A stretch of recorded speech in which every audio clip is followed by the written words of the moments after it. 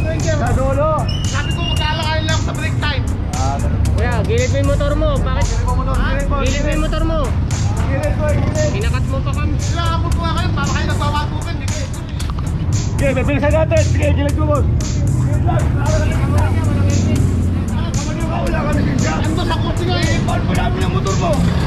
Ando ka nga sa kotse eh. Ipal po namin ang motor mo. Ba't mo ipamil? Kaysa naman Wala ka ako lisensya, nagdadrive ka. Ando sa kotse ko, dito lang ako. Kasi nagmamaliw ka, wala ka lisensya. Ando na lisensya ko. Nagkata yung motor. Tao na yung tao. Astig ka. Hindi ako astig. Ha? Hindi man lang yung wala kayo man lang na. Nagmamaliw ka, wala ka lisensya. Ando na yung lisensya ko. Ano? Nagmamaliw ka nga. Nagkakat ka ka? Bawal din, kuya. Wala tayo sa saglit. Papaliwanagan kita.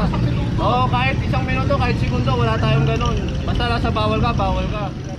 Na kung saan pwede tayo magparada. Ngayon po, 2023 na, sumunod po tayo sa batas trapiko. Huwag po tayo maging pasaway. Yun lang po, salamat.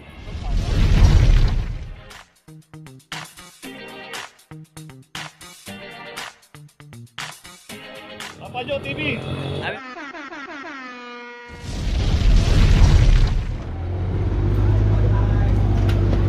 Location natin Mangga Street, corner Mindanao Avenue. At dito isang Ford Ranger, claim number 2327 at saka isang Hyundai Accent 2374. So dalawang sasakyan yung na-claim dito.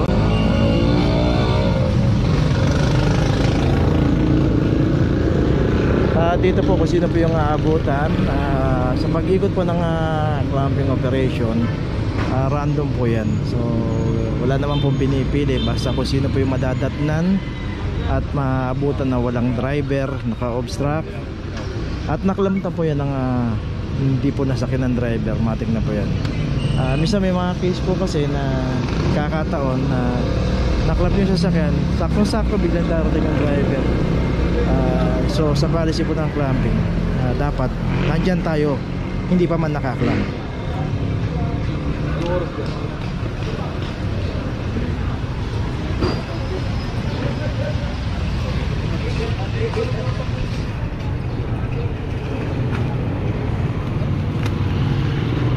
Okay, so may notice na dalawang sasakyan, isang Accent at saka isang Ranger. Okay, tuloy na po tayo. Sa dulo. Sabi ko maglalakayin lang sa break time. Kuya, gilid mo yung motor mo. Bakit? Gilid mo yung motor mo. Gilid mo, gilid. Pinakat mo pa kami. Kailangan ko nga kayo, para kayo nagbawagukan. Bibilis nyo eh. Oh? Gilid mo. Kita ko nga to. Sige, gilid mo. Bibilisan natin. Sige, bibilisan natin. Sige, gilid mo, boss. Gilid lang. Para ka lang. Ano, nakita mo. Lisensya ko natin sa kotse. Ato yung lisensya ko natin sa kotse.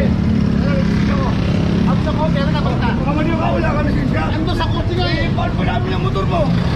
Ato ka nga sa kotse eh. Ipal po namin ang motor mo. Ba't mo ipamil? Lisensya naman Wala ka ako sa lisensya, kotse. nagdadrive ka. Ando sa kotse ko, dito lang ako. Kasi nagmamaliw ka, wala ka lisensya. Ando na lisensya ko. Oo, impounding tayo. Hindi. Tara, nagkata yung motor. Tao na yung tao. Astig ka. Hindi ako astig. Ha? Hindi man lang, hindi wala kayo man lang na. Nagmamaliw ka, wala ka lisensya. Ando na yung lisensya ko. Ano? Nagmamaliw ka nga. Nangkakat ka ba? Nakat mo pa kami, wala ka lisensya. Pamuto pre. Nasa loob mo magkat sa amin, wala ka lisensya. Wala ka lisensya na helmet. Nagmamadali ako sa meeting ko. Bigla ka Lakas na loob mo, ah. Napasok ko lang. Kami pa makasalanan yung ginagawa namin. Saglit lang. Eh, ang daming yun ba? Hindi nyo kinakalit. Nilalapasan Pag nyo. walang tao sa sakyan, boss, kinaklam namin pag walang tao. Huwag mo kami katag na ganyan, ha? Makakulat ka. Maangkat ka sa ayo, ha? Lakas ayos. Ginagawa ko eh. Saka? Baba ka na dyan. Sige, pakuha ko yung lisensya ko. Papakuha mo. Akala mo, kanina Pakuha mo. Ata ka na dito, ata. Pwede ka na dyan. Hindi na pa amin yan. Ano ko makakagin pa ako?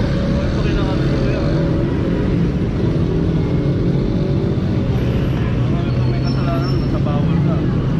Unattended kayo, sir. Hindi, saglit lang ako. Bawal din, kuya. Wala tayo sa saglit. Papaliwanagan kita.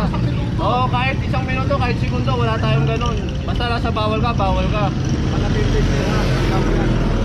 Tapos, habulin mo kami, kakat mo yung service. Makikiusap nga sana ako. Hindi ka nga nakikiusap po eh. Pagkat mo sa amin, nandigaw ka na kakat. Wala ka pang helmet, wala ka pang lisensya. Hindi nga, papuntahan natin sinigit ako mo yung lisensya ko dyan sa Ford Ranger doon sa bad ko. Pati yung motor gusto yung impound, wala daw ako lisensya, wala daw akong helmet. Wala ka lisensya, boss. Alam mo nga sa mga Dito ako sa dulo. Sa dulo. Gusto naman may pakatulong sa inyo. Pagka mali ka talaga sir, hindi ka dapat mga Alam, paludo ako doon yung pagkakamali walang helmet. Pwede, okay. Pwede yung patiket doon. Yun sir, hindi ka mali doon? Hindi ka mali doon? Nagpapag ako, dito. Kasi wala pa ako sa doon. Ireklamo mo pa kami sa City Hall. Lager na, mas dapat kaya lang. Alam na lahat po yan. Naglalike ako sa mga ganyan. Kahit hindi ka mag-like sir, basta bawal ka, inuuli namin, wala kaming pinipili na ano. Kasi mali yung pagbintangan wala lisensya, kaya nga nagkakahuli. Sabihin mo sir, yung panguhuli namin sir, paano naging mali yun? Sabi ko, wala man lang mali. Parang hindi ganyan yung salita mo kanina sir ah. Sabi ko wala pa sa nakakabilis yung mag-club ah. Wala pa akong kapapasok lang. Kala nga lang tao, wala pa Kilala ka ba namin, sir? Kilala ka pa namin. Alam pa namin kung nasa driver nun. Kilala ka namin, sir. Alam pa namin kung nasa driver nun. Kala nga lang tao, kala ko siya nasa kotse kayo. Hindi ka papasok lang. Ayun, nag-club na tao, sabi niya. Pero kayo kaklap namin yan sir, nasa bawal sir. Dali mo yung motor nito, ito ah. Makarami mo pa kami, ha? Mali ka na, ha? Kumuha ka pa ng moving mali. Bakit sir, may tulong driver, may tulong driver. Wala pa naman yung lisensya. Alam ko ba, mananalo ako sa ganyan? Hindi. Nakalis dito, magkamali ako.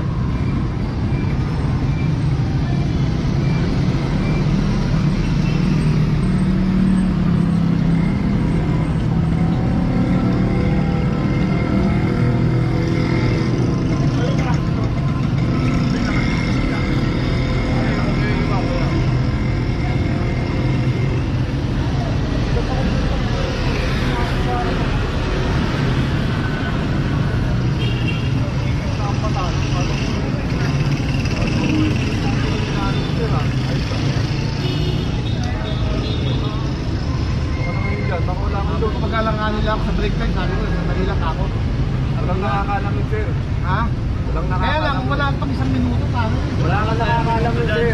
Kahit nakakababangon pa lang, bawal ka doon. Kahit isang minuto pa, Hindi na namin kailangan tingnan yun sir.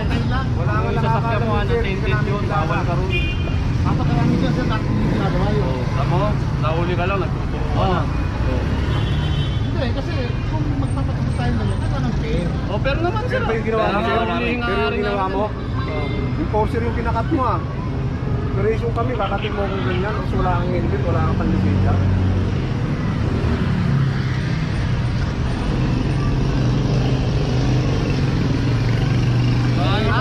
Hindi, tangangan mo ngayon ano mo. Di ba may kakilala dyan sa presidio sa baba? Tawagan mo na lang. Ano pamagin mo? Okay, so yun po yung sitwasyon dito kasi sa kanya yung naklab na Ford Ranger doon sa Mamatigas ka sir. kanto ng Mangga Street, corner ng Mindanao. Bawal na ginagawa mo na At yun nga, hinabol ni Sir yung sasakyan ng clamping at kinat niya. At buti hindi siya napangga. At kung mabilis-bilis yung takbo ng clamping, baka na-discratch siya. Baka nabangga pa siya. Yun nga, nagreklamo siya regarding sa pagkakahuli ng sasakyan niya. So dalawang sasakyan kasi yung nahuli ron. Kanya yung Ranger na sabi niya kabababa niya lang daw, wala pang isang minuto. So yun nga, ulitin natin, wala naman pong oras do sa clamping. Kung sino po yung aabutan ng dadatnan, basta naka-obstruct, walang driver, matik na po yun. Pero minsan nakakataon po na hindi pa nakaklamp, dumating po yung driver, inabutan. So sa kanya kasi hindi niya inabutan, kaya dito hinabol niya yung clamping at galit na galit at Pinapalaki mo lang eh. kinat yung clamping dito. Okay lang magpahit-kahit ng skoda, nababayaran mo. May bayaran sa kalsada. Tayo mapunta. Tapos, ang sinasabi pa lang ako tungkol sa telepono eh, ano?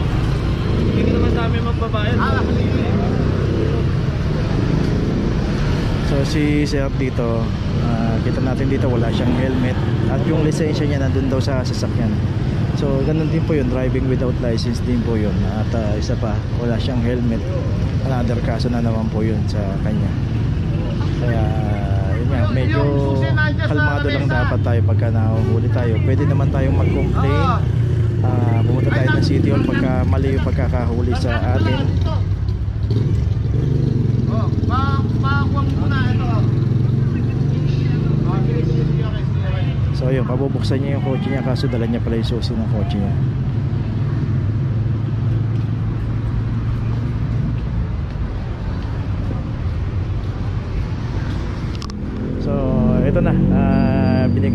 yung lisensya para tikita na lang kasi nga yung paghabol niya rito sa clamping, nahabol niya yung sasakyan kaso wala siya nalang helmet. So titikita siya doon, pero yung clamp ganun pa rin babayaran, tutubusin pa rin po sa city ulit. So yun po yung dapat na hindi tayo maabala na sandali lang pagka naklamp tayo. Pwede naman natin i-contest siya kung may mali sa panguhuli, pero dapat pagka naklamp tayo sa una, huwag na po tayong umulit. Pero doon po kasi sa lugar na yun, kung saan naklamp, maraming beses na pong may nakaklamp doon sa area na yun, sa lugar na yun. Mangyari, alam din po ng mga tao doon, o alam ng mga tao niya na may nagkaklamp doon, na may dumadaan doon. So, hindi na dahilan yun para sabihin mo na sandali ka. Ang pinaka the best talaga nun, iparada mo kung saan hindi nanguhuli. Gaya po ng Mindanao Avenue na sinasabi niya, dami pong nakaparada ron. Ang problema lang po, hindi po makapag-operate doon. Unang-una kasi yung kahabaan ng Mindanao Avenue, maraming barangay po ang sumasakop doon, yung stretch ng Mindanao Avenue na yun. So ang problema ko kasi ron, pag nag-clamp ka ron, mga ilang hakbang lang o ilang kanto lang, iba na nakakasakop na barangay. So ang problema, iba-iba rin ang policy ng barangay. Kailangan may coordination sa kanila, kailangan hihingi ka ng permit sa kanila, o kaya mayroon silang complaint. Ang problema po, karamihan doon hindi po mapayag. So hindi po pwede mag-operate ang clamping doon dahil secondary ang Mindanao. Kailangan meron silang hawak na papel galing sa LGU o sa City Hall o galing sa DILG.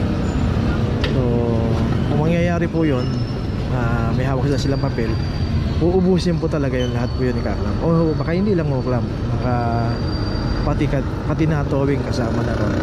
Sa dami po ng nakaparada. Tama po yung sinasabi ni Sir na daming nakaparada ron. Pero doon sa pinaradahan niya, kasi ito kasing haba ng Mangga Avenue, palabas ng Ramon Magsaysay, alternate route po ito. So kung bakit dinadaanan to, dahil nga labasan to, palabas sa main road ng Ramon Magsaysay. So maging aware lang tayo. Pag nandito tayo sa Manila, merong clamping ordinance dito, aware lang tayo sa mga pinaparadahan natin. Kung halimbawa napakaluwag na po ng clamping, pagka nandyan nga po yung driver, hindi po kinaklamp, pinapaalis na lang yung driver. So minsan lang kaya na po force sa tikitan dahil nga makulit o matigas yung ulo ng driver. Minsan sesenyas lang pero hindi umaalis. Hindi na nga ho pinupwersa na minsan parang sumenyas, sige alis na kayo, pero namimiyasa po kasi. Sa totoo lang dapat wala na nga hong warning eh. Pero dahil nga binibigyan pa rin nila ng pagkakataon na huwag nang gawin yung mali. So ito, nakita lang natin na yung pinipirmahan na yung lisensya. Biglang ano yung una-una kasi sir, nasa Manila yun yung pag tayo dun. Yung mahabuli mo kami. kung wala may lisensya ka? Hindi po confiscated, ibabalik lahat yan sir. Nandun na po yung papel sir. So ito na yung ORCR na hiningi kanina. At yung mga kinuha sa kanya, yung ORCR at saka yung driver license, binabalik po yan. Wala na pong kinukumpiska. So Working days yan sir. Tapos pwede ho tayo magbayad ng online. Pwede rin ho tayo pumunta sa City Hall kasi meron po tayong kiosk. Kahit yung kanto. 1.5 po yun sir. Dahil po sa one ticketing natin sir. So yun, so ang penalty niya is 1.5 para doon sa walang helmet. Tapos yung dalawang clamp, yung dalawang sasakyan pala na naklamp doon, parehas sa kanilang mag-asawa. So dalawa pa yung babayaran na clamp sa City Hall.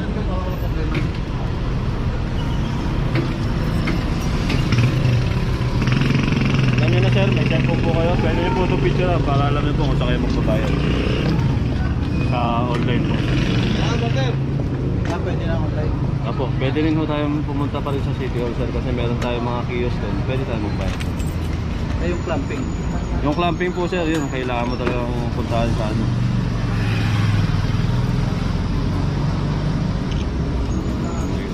10 working days. Nanginginig eh, teka. 10 working days po yun, sir.